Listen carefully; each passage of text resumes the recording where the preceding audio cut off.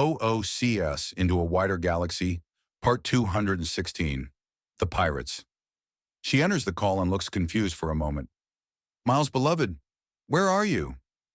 We're overwatching the entrance to the known lair of the monster. We need to check the surrounding islands to make sure they haven't spread anywhere else. Miles replies and Agenda nods.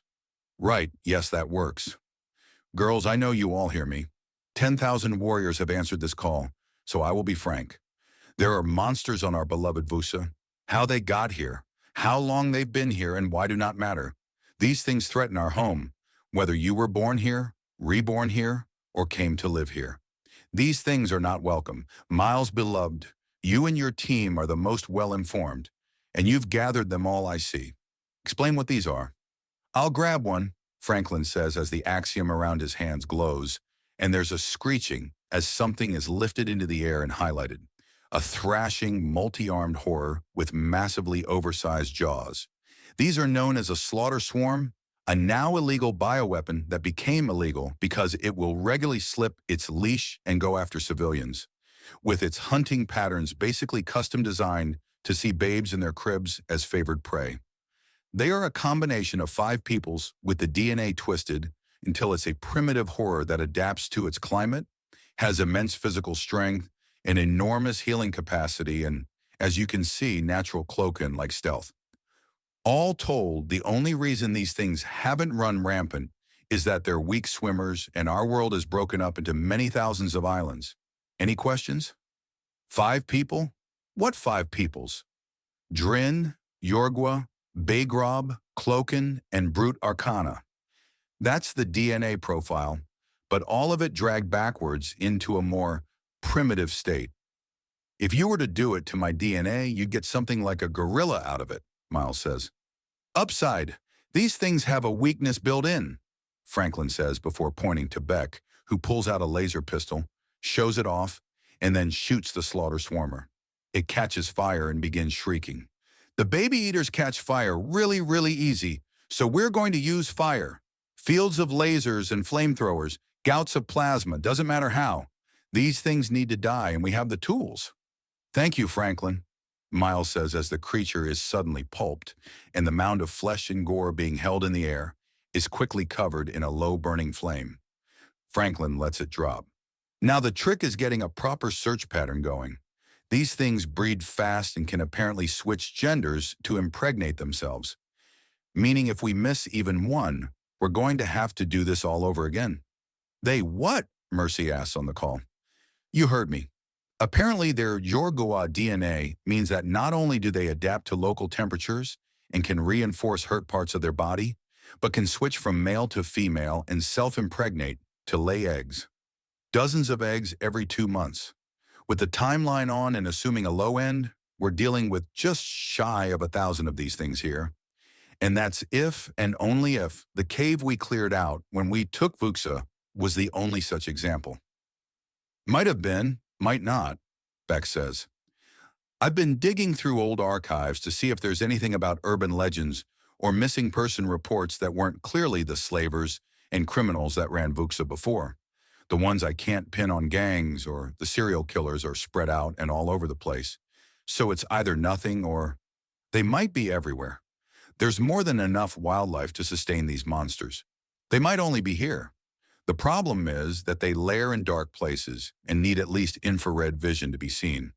In the ruined towns and cities still unreclaimed, old stashes all over the place, and the tendency for more barren islands like this one to have cave systems means that there's a lot of places these things can be, Miles explains. The explanation from Professor Valiant was unpleasant. Apparently these things ate half the population of a farming planet called Lacrin 52. With so many people dead, a fire got out of control and finally finished the monsters, but only after it spread to an entire hemisphere, as the lack of harvesters meant there was a lot of grain left in fields. Couple that with these things catching fire due to laser blasts and running into the fields for cover. Yeah, they burned down pretty much an entire world by the time things were done. By the primals, someone swears. Yeah, so these things are god-fucking awful, and we need to make sure we have turrets set up everywhere we can, and then hit every single island to root out all the fuckers. Any questions? Do we have any idea how long they've been around? They were invented 2 centuries ago and outlawed 1 century ago. So somewhere in that time frame, I'm assuming, but we don't know their origin point, and these things live only about 5 years on the extreme outside. Unfortunately, they're also fully grown and deadly in a month and capable of breeding by their second. It takes a single week for the eggs to hatch, so we have a big problem. Yes, we do. Girls, I'm getting several factories to print out infrared sensing laser turrets. We are going to upload the profile of these monsters to them and mass deploy them everywhere we can. The roofs of buildings, cliffsides, caves. I don't care where. If there's room for a turret, we will put it there. I deny these atrocities my world. We will be safe. Our children will be safe. So it shall be. Getting a little grandiose there, Captain, someone mutters. Duchess. And yes, I've been practicing, Agenda says. Now, Mercy, Amory, Giselle, you are all going to take your smaller ships and get started with transporting those turrets. I want every single town and city covered. We're also getting a list of known homesteads, farms, and camps. These things do not get a single lick of the Vuxa people. Not without burning alive. Do you understand me? They get nothing. Not one drop of blood. Not of our people, and not of our products either. All the beasts we don't outright kill, we starve. Understand? Yes, ma'am, her commanders say, and leave the call to go rally their crews and get moving. Agenda focuses more on Miles now. I want to kill these things myself, beloved. I am coming, and I will be in full armor. I am bringing yours as well. Moira, yours will be there soon as well. We're going in and leaving smoldering ash in our wake. There is no interface. There is no readout. There is no machine enhancement. Adept armor is more than all that. His senses expand, and his awareness expands with it. The scrambling, screaming echo of too much smooths away into simple awareness. The troubles in processing too much data in his day-to-day life suddenly falls away, even as his every sense expands 1,000-fold. Axiom bends to his will with ease, doing what he wants normally. Now it seems to predict his every whim as he lifts himself upwards. But he is still aware of the danger. Adept armor is very dangerous. It's easy. It's too easy. So easy his intrusive thoughts may as well be full castings of axiom effects. His dead skin cells erupt into pure energy, and the tiny motes of dirt and filth are converted into raw power. It's already begun. He has maybe an hour before he starts breaking down reality around himself. The armor makes him too powerful. His simple whim to be clean has sterilized the surface of his body and rendered him pristine to the point that one could perform surgery upon his chest. The tiny deposits of fat in his body are systematically emptied into further axiom power that is tightly controlled to keep them from collapsing into null, even as his skin is tightened and his everything is rendered flawless. A mild upside to being this in control is that his whim to look good has him emerge from the armor looking like an underwear model. If he doesn't immediately and flawlessly clamp down on any whim to be more than mere flesh, he will end up killing himself or becoming a male gravia. He doesn't want either of those, and he wants to remain human. He knows this, he forces this, and the painless unraveling of his being reverses. He is whole once more. He looks towards Miles and sees nothing. Miles and Beck are in ghost armor, and with the axiom running through him, they're completely invisible. Good. If he loses control, he wants to be stopped. He refuses to be a monster. He is not carbon, he is not phenol, and he despises everything that they became and the legacy of pain they left behind. Axiom is a gift, a blessing. It is wonderful and incredible, and it should never be abused, which is why he has a timer counting down. At 1 hour, regardless of the mission status, he will exit the armor. He refuses to push himself too long in this state. He is the power and the glory, but he will not let himself become the monster. He extends his senses outwards and then draws them back. He then focuses on his communicator and considers where it connects to. He wants to make sure everyone hears this to understand the scale and scope of things. There are 2 more layers of these creatures. He says as his communicator floats up and the information is input in a moment, pointing out where the layers are and Beneath the stealth, there are distinctive pattern differences between the different hives. I think we may have multiple strains, or the swarm has been here long enough to develop multiple strains. This implies that many generations have passed in moderately different environments at least. He shifts his focus. There are skeletal remains on the seafloor, many of them, all picked clean by local sea life, none older than a year or so. The water is breaking down the bones quickly. He reads out. We'll use that to find where they are. Teams, did you copy on that? Miles' voice asked from nearby. You mean the voice echoing all around us and from our communicators at the same time? Yes, we did, a voice replies. By the way, this is Micah. I'm in orbit. Ah, right. Pull it back, Franklin. You're scaring people. My apologies, Franklin says as he focuses into the tri-tight laced tunnel. The path goes down 276 meters. There are 574 fully grown adults of the slaughter swarm present. There are 32,819 eggs, all viable. There is evidence of species-wide cannibalism among the infants when they are overcrowded, such as upon this island. And the cave itself? Is it stable? Agenda asks. It is not. There is sufficient debris and detritus that…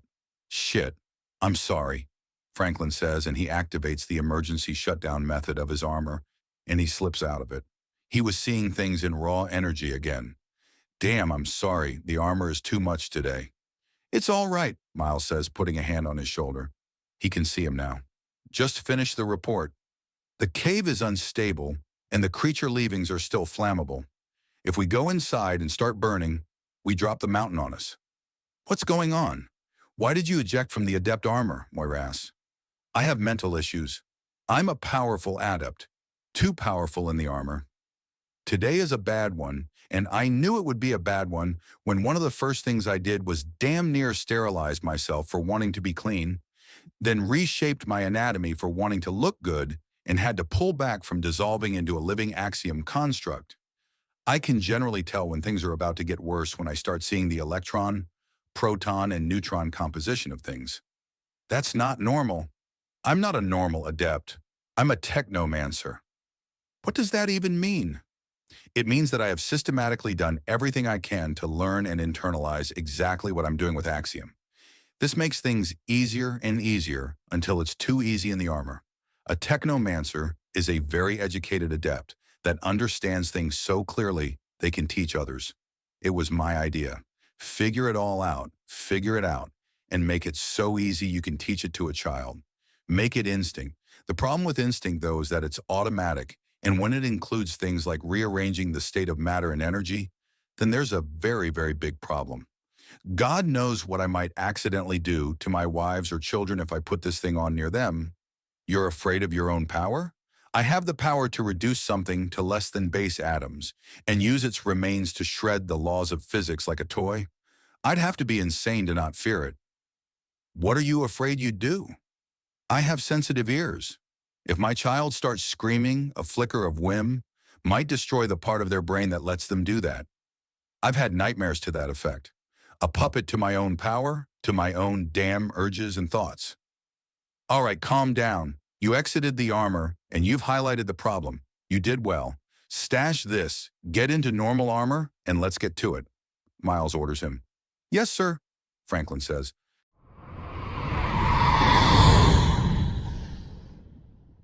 OOCS Into a Wider Galaxy, Part 217. The Pirates. She watches the different troop ships bring former pirates turned local guard to the other known layers of the slaughter swarm. She then glances from one body to another and with a few gestures airs out her thoughts and comes to a conclusion. She needs to speak with the adept. She knew he was powerful. She had seen the videos, and the implications that was, when he was new to Axiom use, was an absent thought at the time. A bit of trivia that didn't hit. This little display of world-scale Axiom power was something else. Of course, someone could be playing a weird prank on me at an incredibly inappropriate time. One of her bodies whispers to her as she chews through things. We need to talk to him. Get the fullness out of him. Another whispers. Later when the bugs are finished. She concludes and she nods her many heads. She's finished thinking out loud. Time to keep going. Milady, what are our marching orders? That depends on a single question. Franklin, does that tunnel go under the water, or is it under the land? Land only, Franklin says. Burn it? Burn it. So set the detritus on fire and kill anything fleeing the flame. Will it change the geography too much? Miles suddenly asks from wherever he is. Metamaterials that are invisible to Axiom users of any degree? That's some scary stuff. Useful, though. Dead useful against a rogue adept or anyone else. It will accelerate the erosion of the hill, but the cave-in of the debris won't collapse it, Franklin says. Good enough for me. Get into firing positions and get flame into that cave. All right, I just need a moment, Franklin says as he grabs his armor and teleports away, then returns a few moments later as a flying head before putting on an invisible helmet that renders him invisible as well. I gotta say, the skull and bones style to this really adds to the spookiness. Oh, that's exactly what I wanted to hear. Not only are you invisible, but you look like a corpse too. Wonderful, Moira remarks, and there's some chuckling from the men, all of them in that invisible armor. Just watch where you boys are. I might step on you. That said, she starts moving at Duchess Lilpaw's direction to take a massive overwatch above the cave entrance. She activates infrared sensing on every body she has. Ready. Thank you, Moira, the Duchess says, and then takes aim. The cannon she uses flashes only partially in the infrared spectrum, as a beam of burning light beyond anyone's ability to fully see lances into the cave. There is an explosion of heat, and then things start to smell. Shortly followed is a wave of heat and the roaring of innumerable guttural monsters. The heat rises, and warm forms start rushing out. She fires on several of them, body shots each time. No need to be fancy, just be efficient. The sounds of screaming turns phlegm-filled and more desperate. She fires from her bodies over and over again, ignoring the ones that suddenly collapse in time with the loud bangs of human weapons. She understands the appeal of the chemically empowered slugs. They're inert and hard to detect until it's far too late. Adds to the stealth perfectly. Gilded in that ghost metal they're using, and suddenly the idea of sneaking in a high-powered rifle becomes the sort of thing you can do by accident. The heat increases, and the readout on her suit has it well above levels she could withstand unaided. The plants on the outside of the impromptu oven start to dry out, then catch fire as the heat does its work. The screams taper off, and the corpses of the slaughter swarm that tried to race out of the cave catch fire as well.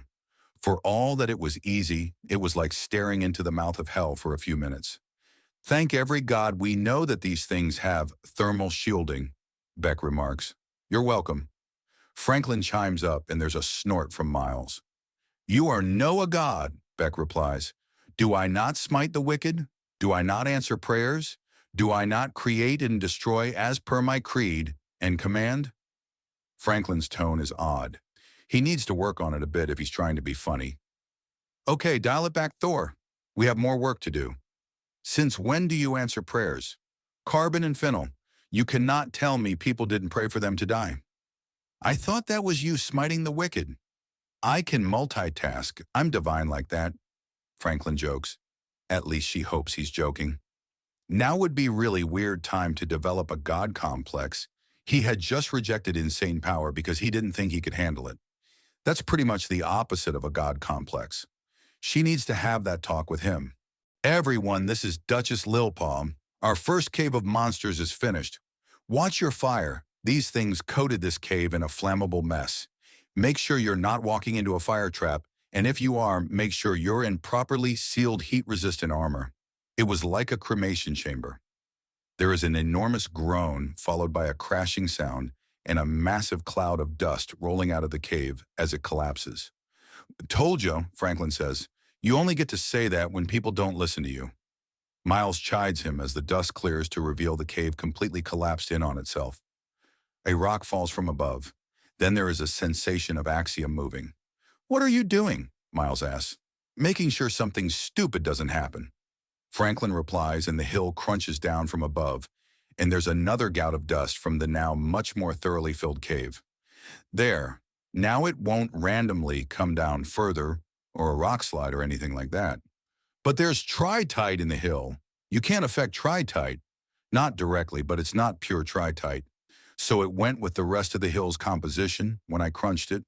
And why didn't you just do that to begin with, Moira asks. These things have Jorgwa DNA. They might adjust themselves to dig through stone. I wanted to make sure all of them was gotten, and the entire nest filled in for good measure. Were gotten, Moira corrects absently. Were gotten. Sorry. Franklin takes the correction without complaint. Adept, can we talk? Moira asks as the rest of the team relocates while on a transport. They're now aiding in the search for further slaughter swarm nests. I suppose you'll want some distance from me then, Beck remarks before the sound of footsteps indicates he's leaving. Total invisibility isn't fair. At least with the cloak and you can sense the axiom. For this nonsense, she has to turn on the infrared and look for the mild amount of moving heat. And it's not even that much. The damn armor is sealed. There's barely a temperature difference in the environment at the best of times. Only the fact the armor doesn't immediately warm or cool to match its surroundings lets her find it. And a few seconds is all it takes for them to blend perfectly again. Then Franklin's head appears in midair. What do you need? I want to talk, she says. About what happened when you put on the armor. It's too much power. I know it, so I regulate myself. I'm not sure what else has to be said. But why? Why are you so afraid of what you can do? She asks, and he considers visible before nodding. How much of human media have you consumed? He asks, and she glances around at herself. One of her bodies is actively listening to human music. She can't understand the lyrics, but whatever disco is, it has some very nice rhythms. Not music, I mean movies, books, graphic novels and the like. Not much, she answers. Can he somehow hear her music? She has no way of knowing but wouldn't discount it. All right. Well, to put things in context, when I first put on adept armor, I had a revelation in that I was getting onto the level of a character from a fantastical story, a supposed superhero. Isn't that a good thing, she asks, resembling a superhero. Likely he's referring to some kind of empowered champion from a story, which, why wouldn't that be aspirational? It would be better if it wasn't a deconstruction of the very idea of a superhero. This one in particular was all-powerful and all-knowing, and in a despair so deep that he refused to do anything but what his precognition told him he would already do. Many people think that the comic is a brilliant subversion of things, but it's just a deconstruction. Pulling something apart to point out all the little things you don't like about it is immature, incomplete. If you don't rebuild it or make something new with what you pulled apart, then all you did was break things. And that's all the story does. It just goes, wouldn't it be terrible if you could do everything and had nothing you want to do? Of course it's terrible. What's the solution? None is offered. It's like asking someone about being stabbed, isn't it terrible? Yes, but I'd prefer stitches or a bandage, thank you. So what's the conclusion you reach then? That the character of Dr. Manhattan was not, and I am currently not ready for that level of power. Dr. Manhattan could not control himself and fell into an existential despair with his power. Everything lost meaning to him. Me, my whims become reality in that state. I need better control of my own mind and instincts before I make having that level of sheer power a constant thing. I must be worthy to wield this power before I grasp at it. I need to grow more. I need to be so patient that nothing can provoke me in the slightest. I need to be so wise that I only act after careful consideration. I'm not there yet. I still get upset. I still act without thinking. I need to be better before I can safely hold that level of power. That's not going to be easy to get, Moira notes. It's not, but it will be worth it. Besides, if the goal is self-betterment, then the path is worthy to walk, so long as it's not straight off a cliff, of course. And what is a path to self-betterment that is straight off a cliff? The surgical removal of one's empathy or pity, Franklin asks, and she just stares at him. See? I answer with the most insane comebacks without even thinking. I need to work on it. I think you're holding yourself to a little too high a standard. I disagree. However, I think it's better to hold oneself to too high a standard rather than too low a standard. We all make mistakes, and if I'm going to make one here, that's the angle I want it to be at. And what if you're mistaking what the angle is on the mistake? Moira asks, and there is a look of, it's not fear or bafflement or exhaustion, but it's something of all three as he openly considers this, and the emotions chase themselves around his face. I really hope I'm not, he says after a few moments. But anyways, yeah, that's why I'm so careful with power. Not to mention most of the stories, movies, and more that I've loved growing up and still love now. The big horrible monster at the end isn't some terrible thing from beyond. It's usually a person too drunk on their own power, in whatever form that power takes. I refuse to be that. And if you do become that, what then? Then I sincerely hope someone in a more advanced iteration of this lovely armor puts a knife in my blackened heart, he says before putting his helmet back on. I refuse to live as a beast. Conversation clearly over. She says nothing as he walks away. Then the sound of footsteps return. Sorry that was rude. Is there anything else you'd like to talk about? Where is the Dr. Manhattan from? Watchman, but a word of advice. It's heavily rooted in its place in time culture and politics-wise. A lot of it won't make sense to you even with a flawless translation. Thank you. And Franklin? Yes? You're a lot better than you think you are. If you were anything like the monsters you fear to become, you wouldn't have saved me. You wouldn't have made a massive bumper crop in the fields you control. And perhaps, most importantly of all, you wouldn't worry so much about becoming a monster. You'd deny you could become one. Thank you, Moira.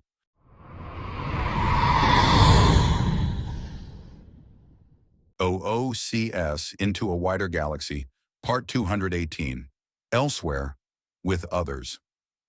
Beloved Lord, we have suspicions of the horrors unleashed elsewhere, the voice of his assistant says.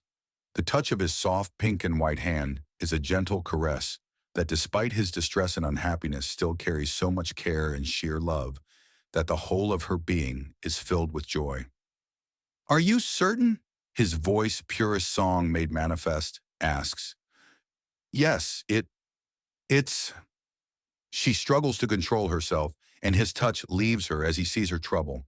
The experience leaves her panting and flustered. It is on a world we were already interested in. VUCSA 5. I see. I think we should move them up the schedule then. Perhaps adjust our heading? He asks, and she squirms as the sound of his voice nearly finishes her off. Yes, beloved Lord. Thank you, Batilla. He whispers, and were she not already sitting, she would have collapsed as her own name uttered in his voice is too much. The pirates. Scans have the bones of these things going to several other islands. We need to keep scanning to either find the corpses or lairs of these things. Victor notes unhappily. Learning that there had been another bioweapon sleeping on this world was a very unwelcome thing. Having it interrupt his post-workout ice plunge, followed by bath, was really putting him on edge. I've got the scouts assembling turrets while within a troop ship. I don't want these abominations anywhere near my trainees. Marcus remarks and Victor nods. Good. We set them up in the city. The heavy use of overhangs over doors and such will give us a lot of good places to put them. Also, what kind of turrets are these? They may be useful if we're invaded or something, so having them something we can adjust to go from anti-monster to anti-invader sounds perfect to me, Jake says. I wonder if some use could be found of these abominations? Marcus asks, and both other men turn to look at him. Think of it. Their bodily fluids or excretions are highly flammable. Yes, that is a weakness, but also a potential advantage. The wool of a sheep grows without end, and in the wild that is a weakness.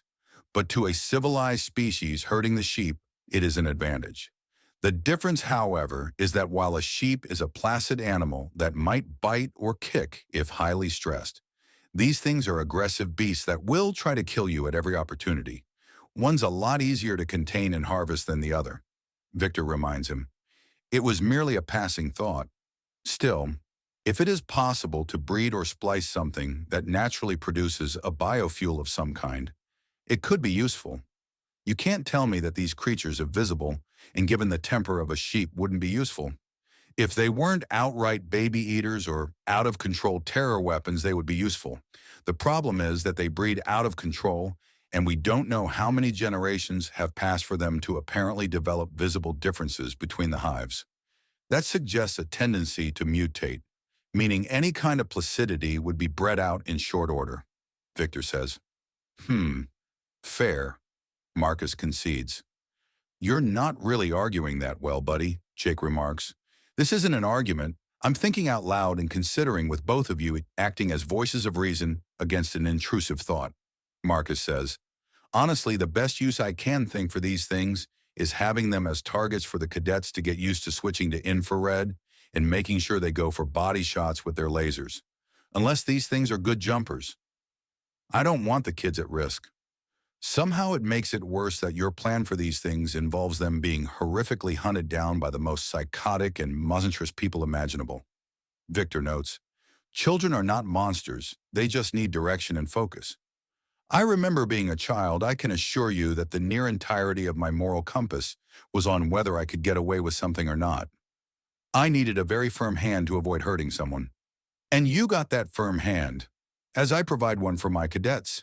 Marcus replies before both he and Victor turn to Jake. As a man from the hood, I refuse, point blank, to add to this conversation, Jake says plainly. Ha! Fair, my friend. Most fair. Victor barks out in amusement before trailing off. When do you think these scanning drones will finish? I wish to set the cave on fire. Well, considering that this one appears to snake all the way under us and will collapse the ground we stand upon, Marcus remarks as he observes the tablet the drones are sending the information on. Then there's a trio of bangs as all three men fire without even looking at a slaughter swarm, and a corpse fades into visibility as it hits the ground. Its mottled gray and dark blue scales and chitin pattern distinct from the dark gray and brown that was initially found. Marcus flicks the safety back on his pistol and sheathes it as he doesn't even bother looking away from the tablet. I'm not sure if these things have been tunneling or not. The radar is suggesting that they might have. I highly doubt a cave network this extensive is naturally occurring. You never know. Any number of things could cause this, Jake says with a shrug. Name 3, Marcus challenges. Axiom-modified sediment that has such a short shelf life, it dissolves in a blink of an eye compared to the timescale of stone. Some kind of tunneling rodent like a rabbit, and of course, a more primitive culture that was development on this world that liked to live in caves, then was wiped out or completely erased by the pirates that controlled this place. Oh, we could also have small boring insects that like to chew through certain metals, and they hollowed out an entire vein of the stuff that we will never know what it was now because enough time has passed for it all to be chemically altered into something else. There's also the chance of, thank you, you've made your point, Marcus replies. But I was about to get to the fun theories, Jake fake complains with a massive smile at having won that little argument. All the more reason to cut you off, Marcus replies, and Victor chuckles at Jake's exaggerated look of betrayal. All right, that's that. We've found an end to this snaking nightmare, Marcus says as the scanning drones finally come to the end of the final branch of the tunnel. Damn, that thing's a 3-dimensional labyrinth, Jake notes. So, okay, yes, that was the correct word to use, Victor says after a few moments. Still frustrated, the galactic trade word for a maze with only one path takes its inspiration from Germany and smashes 4 words together in a single unholy mess? Somewhat, Victor admits. What bothers me more is that it can be pulled apart into winding way with one way. Were they attempting alliteration? Who knows? It's not like the language evolved naturally, Jake says. So we got the whole place mapped out right. So where do we reposition so we can burn the beasts out without falling into a collapsing cave network? I didn't think that needed to be said. Over there, Marcus says, pointing to an outcropping of rock. That whole stone is made of harder granite. It's solid down to the bedrock. We are going to have the topography of the island rearranged by this, though. This network is long and doubles back on itself so many times I actually don't know the word for how many times. Really? Do you know the word for doubling back on itself 17 times? I do not. Good Lord, that spot's going to be a whole straight damn down, Victor notes.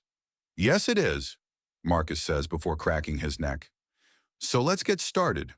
I've set up a small sacrificial drone to go in and throw the fire, Because sealed armor or not, I do not want to be in an oven if I can reasonably avoid it.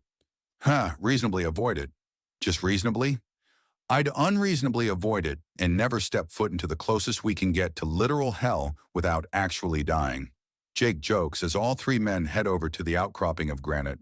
There's a few pulls of triggers as they shoot down a few more spotted slaughter swarm beasts. Drone in position, it's got a plasma pistol integrated into it. Marcus says, tapping a few keys, and the small floating sphere descends. There's a small rod stuck through the middle that is the plasma weapon. The small black bulges above it for cameras and red infrared scanning bar below it gives the impression that it has a full-on face as it slowly drifts into the cave.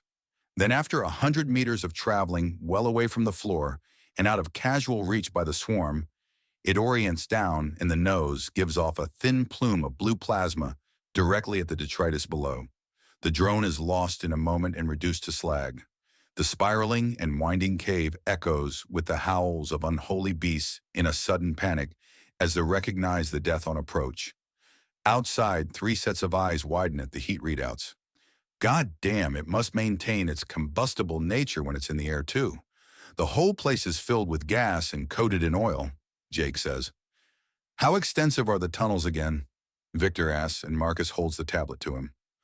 A full third of this island is about to deform. And as if his words were prompting it to happen, there is a sudden depression in the nearby grass, and earth before it falls in, and a plume of fire kicks up and upwards as it starts to spread, and what few animals hadn't already run away, at the presence of 3 men in power armor, start moving to get as much distance as they possibly can from the disaster happening below. Fire-cloaked figures of multi-armed horrors with overdeveloped jaws, complete with massive scything mandibles, come literally screaming out of the cave only to collapse as they reach the exit. A particularly large specimen makes it to a full 5 meters distance from the 3 men before collapsing to smolder and burn. Well, if nothing else, these things are self-disposing in fire. Imagine if they got into a city. They'd lair through the basements, storm tunnels, and sewers to the point an errant laser blast could collapse the foundations of... Oh shit, that's not a bug, that's a feature, Jake realizes. A feature of a bug. So the confusion is understandable. Victor notes Riley as a copse of trees not too far away catch fire and begin to collapse as their roots are flash burnt. Several of them explode as the sudden rise in heat turns sap into steam and the grasses coating the forest floor erupt in a fire that spreads quickly, leaving the 3 men on one of the few islands of unburnt ground in short order. And we've set an island on fire for the sake of pest control. No half measures for us, is there? Marcus notes in a tone so dry it's at risk of catching fire itself. Before anyone can reply to him, there is a massive gout of flame erupting through a hill and screaming into the sky. And that would be the massively overlapping part. Damn. The bright orange fire has a core of blue flame to show just how insanely hot it is as things reach a level where if they're not immune to heat or in something that gives them some serious resistance, they'd be dead. Well, safe to say we've killed this island. Holy shit, Jake remarks. And just think, they'd do the same in any city or community under our control. Fuck these monsters. Why didn't the first hunt of these things cause this kind of effect months ago? Victor asks, and both men turn to him. If the purging of the first known nest had been anywhere near this energetic, we would have heard of it. Why was it not? Fuck. That is something we need to figure out, isn't it? Jake swears. It is. I'm sending out that very good, very relevant, and very much in need of answering question now, Marcus says. Before or after we put out this ecological disaster we just kicked off? Jake asks. This island is isolated, and without the insane heat baking everything into tinder, even if sparks and flame travel to the surrounding islands, we shouldn't see it spread too far. Marcus assures him as there's a distant explosion, and the 3 men turn to see a semi-distant island erupt into a fire all its own. There is another slaughter swarm nest there being purged. My point still stands. I'm sure it does.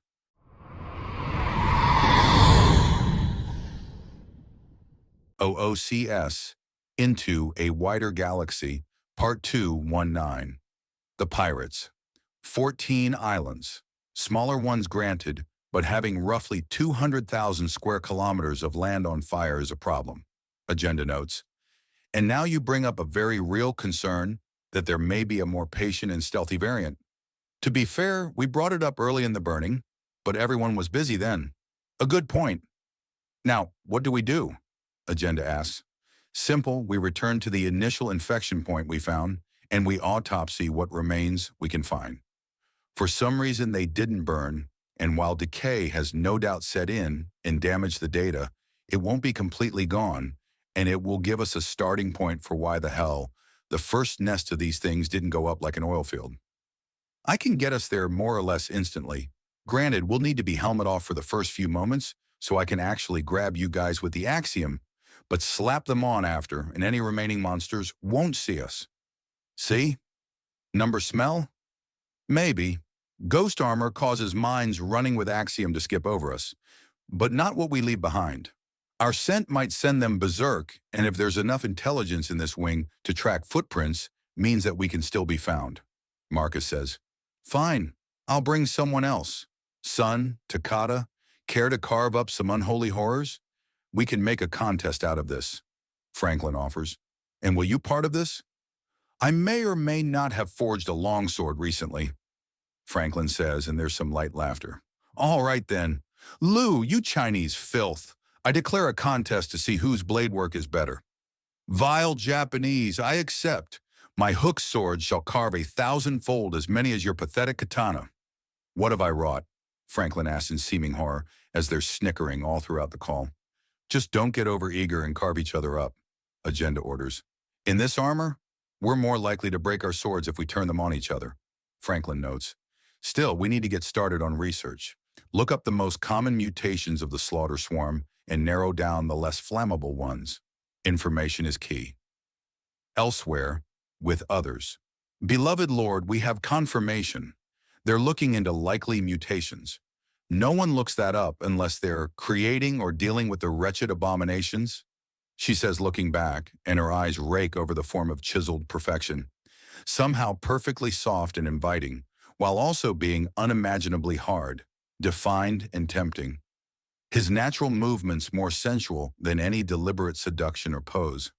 Then it is good we have already gone underway to Vuxa 5. While it will be a blessing to see a new primal born, I must ensure the safety of a loving galaxy to begin with, he replies. Not to mention you can sweep in and time it to be the one holding the egg as they're starting to hatch. Have I gotten so predictable, Batilla? Of course, I just imagine what's the most charming course that could occur, and it's usually correct. And you think the most charming course would be to show up fashionably late due to helping others, and when I first get to hold the precious egg, it begins to hatch in my hands? Yes, you are correct. That is indeed the plan, my dear, he says, slithering over ever so and gracing her with a kiss on the forehead. She near literally melts. His responding chuckle brings her back to reality as the slightest twist of axiom within it helps her focus. The pirates. The remains are charred here. I don't get it, Lou says. The remains are charred as if it's a normal animal that was caught in a fire. The other ones went up due to their everything being insanely flammable, Ryu answers. Their little game doesn't extend into life or death situations, and one with mutant invisible murder monsters is just such a thing. Over here, part of the entrance collapsed, Franklin says, and several boulders start moving of their own accord away from a small side passage. That's too small for one of the monsters. A fully grown one, Franklin replies as he crouches down and shines a light inside. Bingo! Look at this. That's the same kind of gunk that was around the caves that went up, Lou says. So why is it here now? And Rue begins to ask before Lou reaches in with one of his swords and chips off a bit of the hardened detritus and brings it out using the hook of his sword. Stale? Very stale, but still shiny. And I'll bet, Franklin says before the bit on Lou's sword catches fire. Lou tosses it out of the cave so it can burn by itself on the bare stone and gravel. Very interesting. So why did it develop into the more common variant if it was a version that did not have the glaring weakness? That's not the way evolution works. It selects for advantages, not disadvantages, Ryu asks. Not always, Franklin says. Like when? Fiddler crabs. The giant claw means the males eat at only half the pace, can't hide as well from predators, and are juicier targets. But the females select for bigger claws, Franklin says, and beneath his helmet, Ryu blinks and considers. So, is this a normal thing to select for? When they breed among themselves, they favor the gasoline blood? Could be pheromones. It smells like a gas station with innumerable leaks to us. But to them, it could be the most tempting scent on the market, Lou remarks as he watches the tiny chunk of hardened slaughter swarm. Stuff burn. What's that stuff anyways? A combination of shed skin and leavings. These things shed scales and chitin, and their fecal matter combines with them to coat areas. They really are just a siege weapon, one that slips its leash on the regular, and one that's prone to new effects. We need to see if we can get a half-decent sample from the mutated parts of the cave. Oh shit, Franklin suddenly says, and the other two look at him. What if it's not a mutation? What if it's a refinement? What if someone was trying to improve them? How is them not burning down cities an improvement? If these things are a weapon, then a version that just gets everyone in a panic is a great distraction that, no, I don't think they'd put this much effort into something a few false reports can accomplish. No, think about it. What if this is a variant that invites its own destruction while hiding away a standard generation? Think about it. You hit the area, think it's clear, and then a couple months pass, and something moves in the cave and all three men have their swords sheathed and their rifles out. A bird flies out. Oh, wait, why was it in here to begin with? Ryu asks. That's a Gallon darter. They nest on cliff faces, not in caves. And if the cave opens to a cliff, Lou asks. It didn't before, Franklin says, and the three men share a look before proceeding deeper into the tunnel. Sure enough, the back of the cave proves to have a previously unknown entrance, one full of hardened slaughter swarm detritus, and leading to a small hole, just large enough for a half-grown slaughter swarm to wriggle out. I bet if we check the seafloor on the other side, we're going to find all manner of bones and chitin. I don't take sucker bets, Franklin remarks as he starts examining the cave walls. This is not normal behavior. This part of the cave was completely sealed, and this is far too intelligently designed. Someone wanted to up the danger of a nearly uncontrollable weapon that's already burnt down worlds. I mean, seriously, we burnt down an area nearing the size of the United Kingdoms. You're kidding. 245,000 square kilometers. That's the landmass of multiple powerful countries. Today, we've burnt through just under 200,000 kilometers to get the swarm out.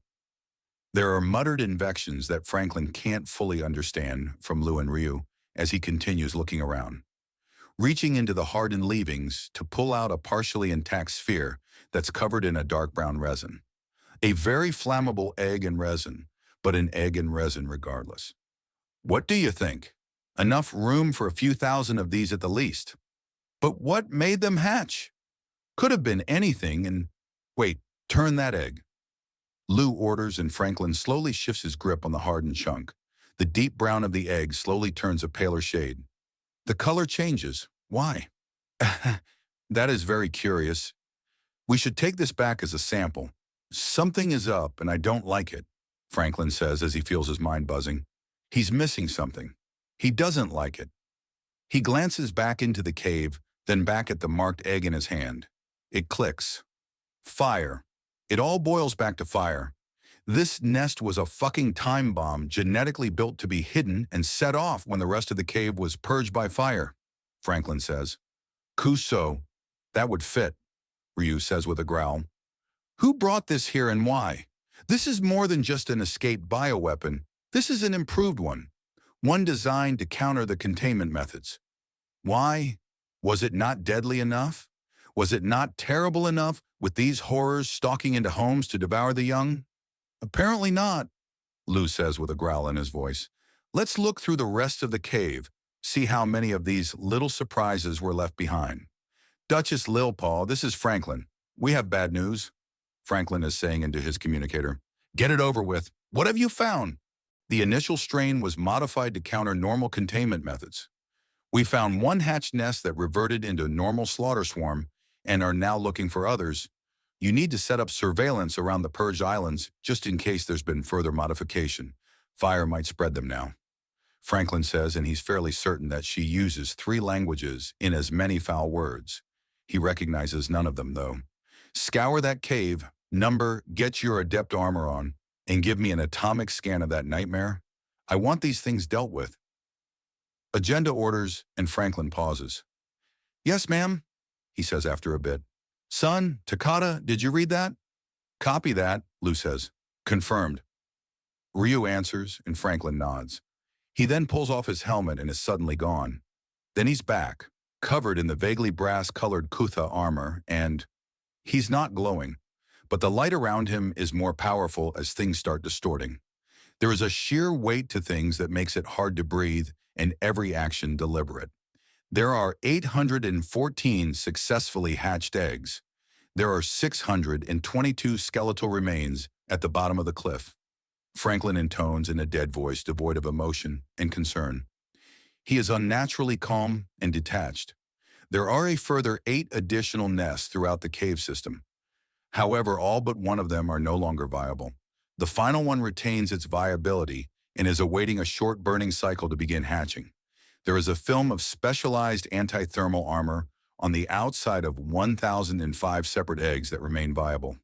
Once this axiom-based armor is used, it will begin the hatching process. Where?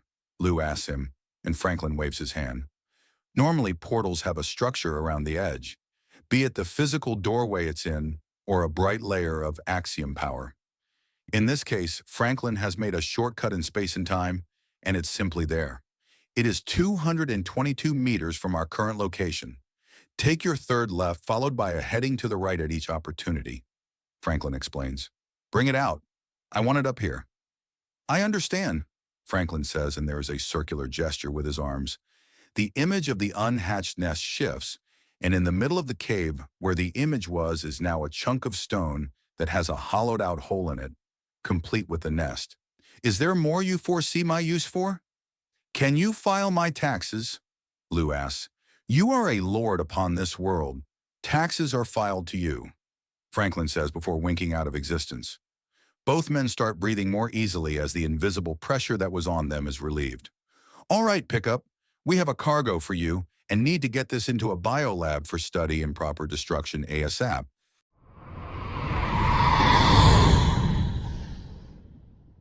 OOCS, Into a Wider Galaxy, Part 220, The Pirates.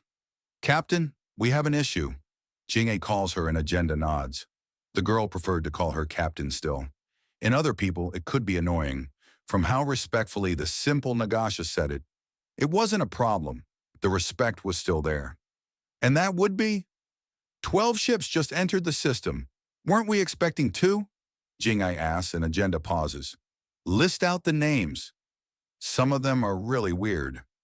Just do your best. Okay, we have a less than symbol, then a 3. We have a semicolon, then an uppercase P. We have a... For ships like that, just describe what the combination of letters and symbols look like. Oh, then we have a ship named Heart. A ship named Silly Face, maybe? A ship named Smile. A ship named Sun? I really don't get this. Oh, they're talking to each other. A lot, Jing-A reads out. Can you send them a link and get them to me? I need to make sure at least some of them are who I think they are. Also tell them there are some problems on world that I'm dealing with, so I'm a little distracted. Okay, sending message, Jing-A says before giggling. Rikia just woke herself up with her rattle. That's adorable, Agenda agrees. She was sleeping with her tail propped up, and it fell to the side. The sound woke her. Jing-A gushes. Now the biggest of the ships is calling back, and it's, Uncle Love. Jing-A, you adorable little wriggler. Good to see you. The voice is that perfect level of rumbly deep that somehow conveys the sensation of a doting father. Like when her Miles is with the pups and gently chuckling with them, napping on his chest, but somehow as a fully realized voice. Are you here for a visit? Jing-A asks in a bouncy tone. Agenda gets the distinct impression she's been forgotten about. It was always part of the plan after your pirate adventure ended. But my sniffer programs told me you might be having some problems on the world, so it got bumped up. Then more problems, so I came as quick as I could. Uncle Love explains, and there's an excited squeal from Jingai. Oh, it's wonderful here, Uncle Love. I've had a whole clutch of little wrigglers. They're so cute. Right here is Rikia, and Adora, and Mara, and Latia, and Jaina, and Hannah, and Erica, and Laura. I can't wait to meet them, dear girl. But first I need to make sure it's good and safe for them down there. I've heard tell of some trouble you're having? With a swarm, right? Oh? Oh yeah. Apparently entire islands are on fire and there's some old nest that they think went weird because it didn't go on fire. Someone's been tampering with them. That's not good, Uncle Love notes. Now, is your captain on the call? I was hoping to speak with her about a great many things. Oh, yeah, she's on the line. So I wasn't forgotten, Agenda asks.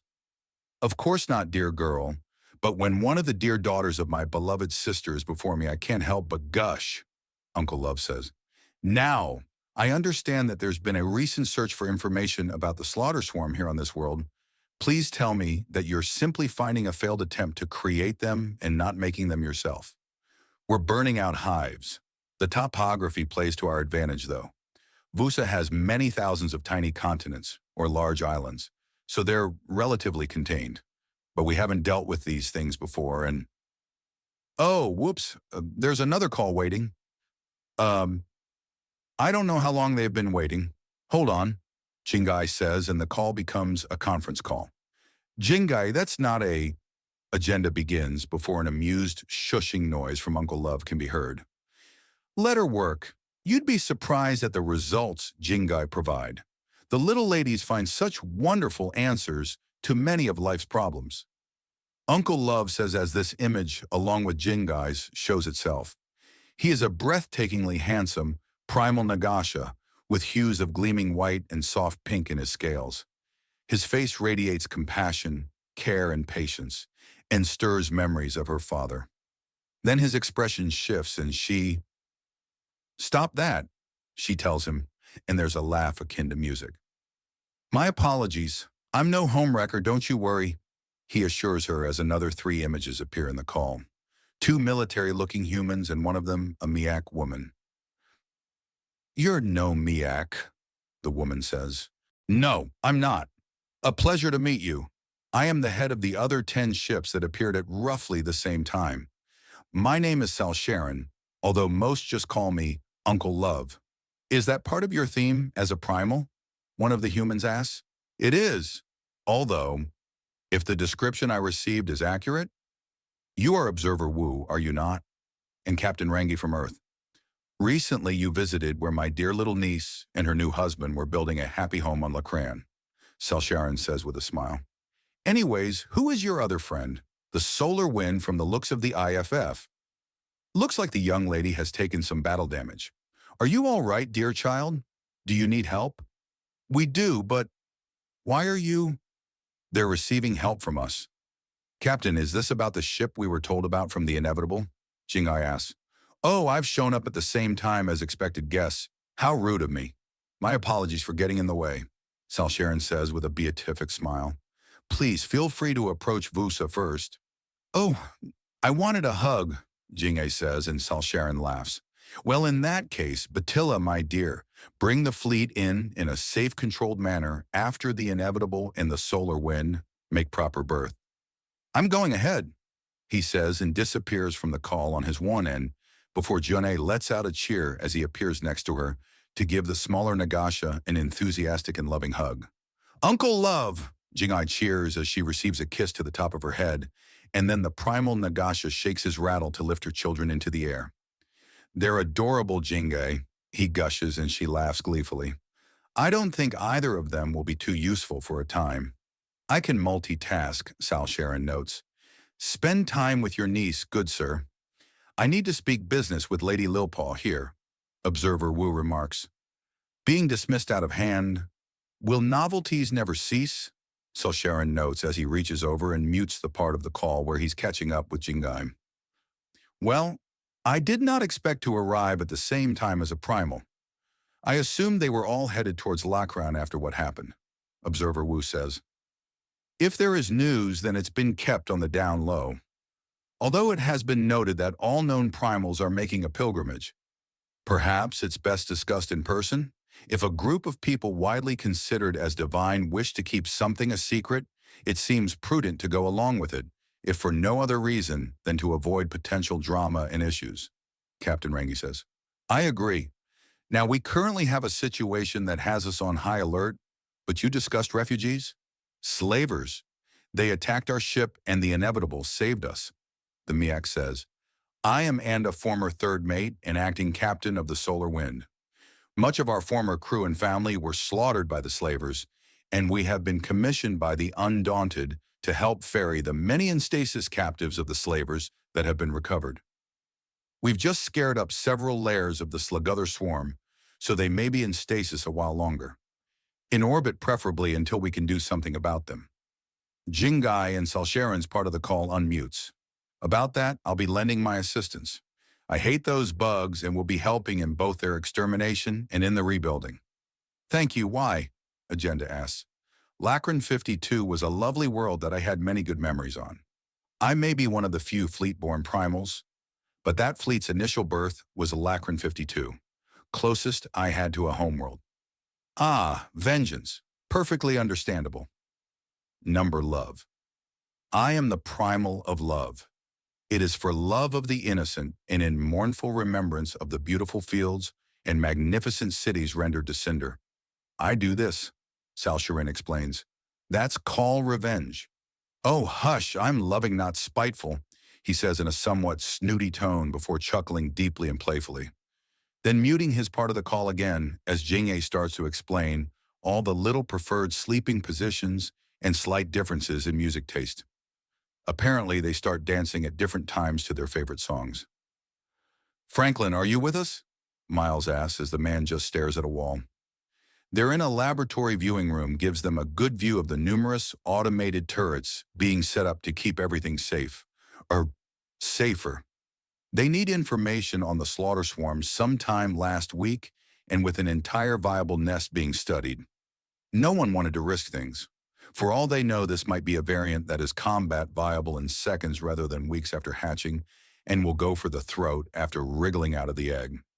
Someone just did a massive teleport, Franklin says. They arrived in that direction, maybe 1,000 kilometers. Says, and Miles does some thinking. Are they a threat? They didn't feel hostile, but the way they did it was insanely efficient. I'm still trying to understand half the effects I sensed. Whoever they are, they're good. Very, very, very good, Franklin says, and Miles pulls out his communicator. Call waiting? What's going on? Miles wonders. She's the political and military leader of an entire planet. Is it truly a surprise? Franklin asks.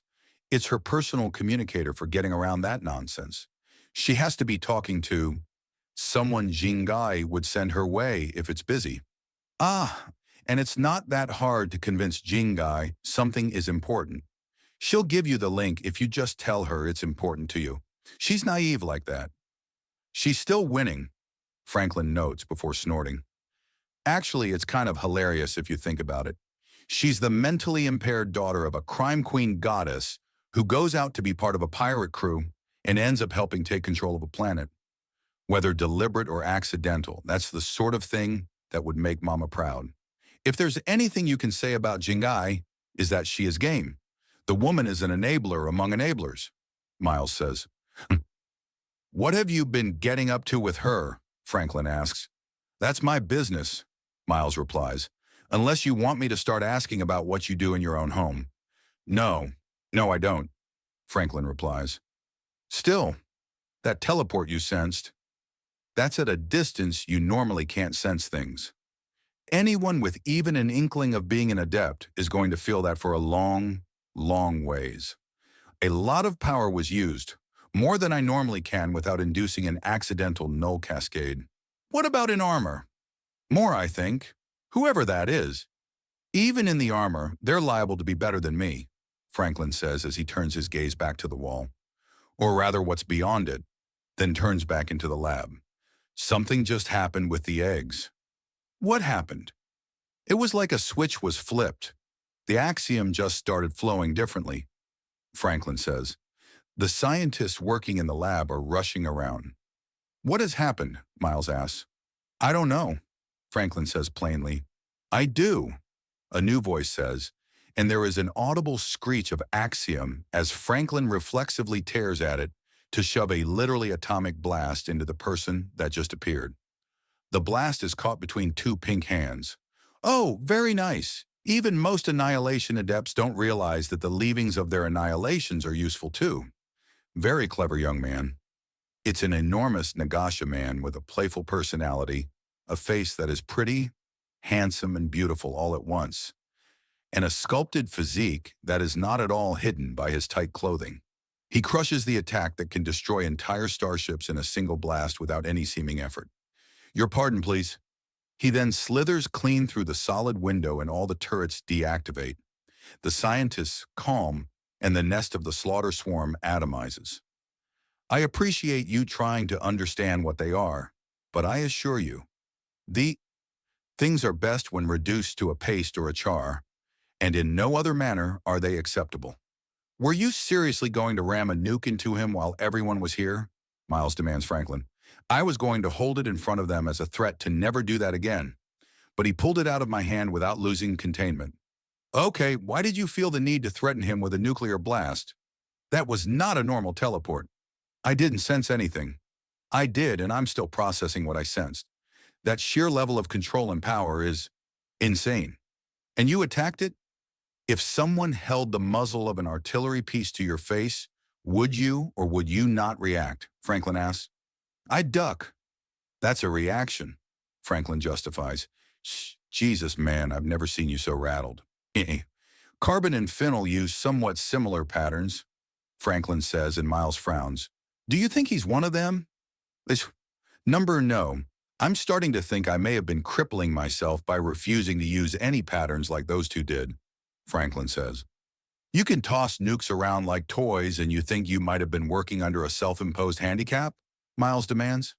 Whoops, Franklin says with a shrug. Jesus fucking Christ.